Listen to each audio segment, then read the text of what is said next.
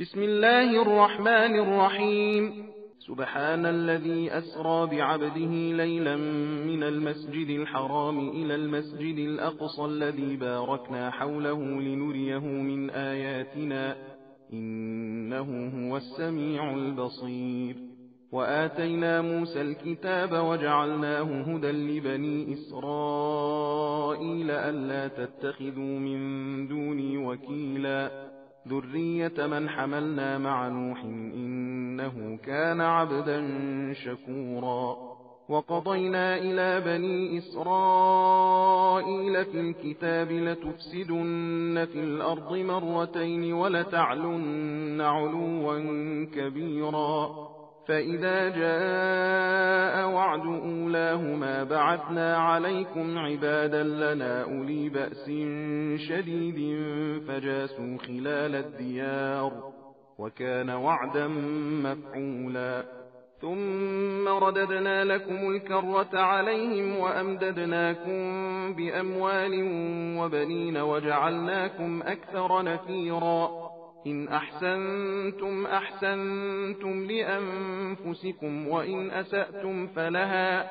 فإذا جاء وعد الآخرة ليسوءوا وجوهكم وليدخلوا المسجد كما دخلوه أول مرة وليتبروا ما علوا تتبيرا.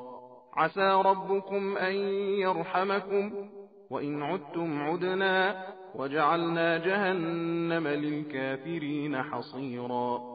إن هذا القرآن يهدي للتي هي أقوم ويبشر المؤمنين الذين يعملون الصالحات أن لهم أجرا كبيرا وأن الذين لا يؤمنون بالآخرة أعتدنا لهم عذابا أليما. ويدعو الإنسان بالشر دعاءه بالخير وكان الإنسان عجولا. وجعلنا الليل والنهار آيتين فمحونا آية الليل وجعلنا آية النهار مبصرة لتبتغوا فضلا من ربكم ولتعلموا عدد السنين والحساب وكل شيء فصلناه تفصيلا. وكل إنسان ألزمناه طائره في عنقه ونخرج له يوم القيامة كتابا يلقاه منشورا. اقرأ كتابك كفى بنفسك اليوم عليك حسيبا.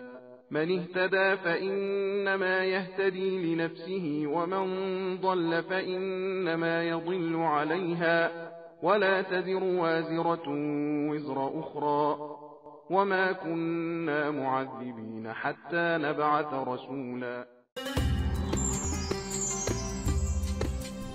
सबील कुरान हिदायत का रास्ता।